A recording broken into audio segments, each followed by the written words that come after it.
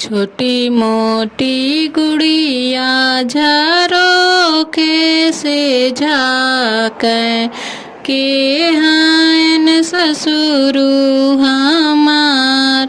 छोटी मोटी गुड़िया झरोखे से झाँकै के हैं ससुरु हमार।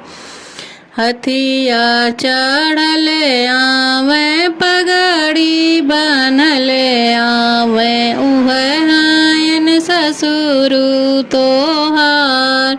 हथिया चढ़ले आवे पगड़ी बनले आवे उहे हैं ससुरु तोहार।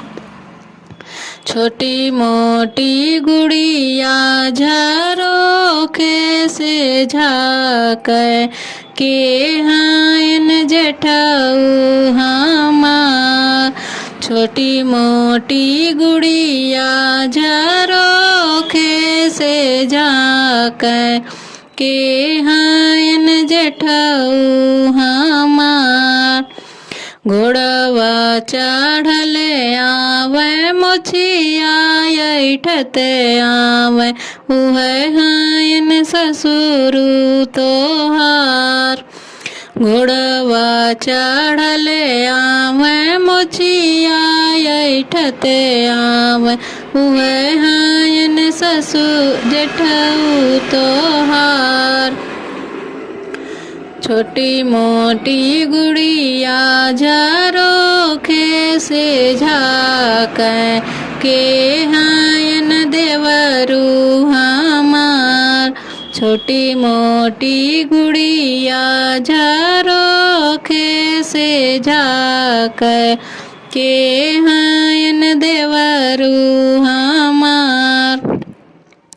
गड़िया चढ़ले आवे जुल्फी फेरते आवे इहे हैं देवरू तोहार। गड़िया चढ़ले आवे जुल्फी फेरते आवे इहे हैं देवरू तोहार।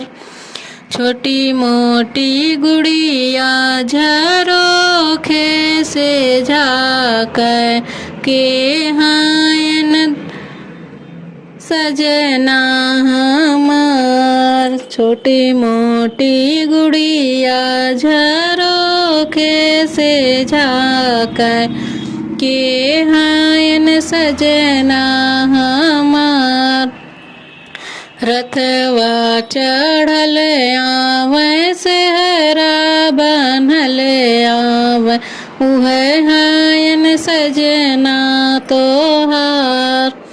रथवा चढ़ले आवे सेहरा बनले आवे इहे हैं सजना तोहार।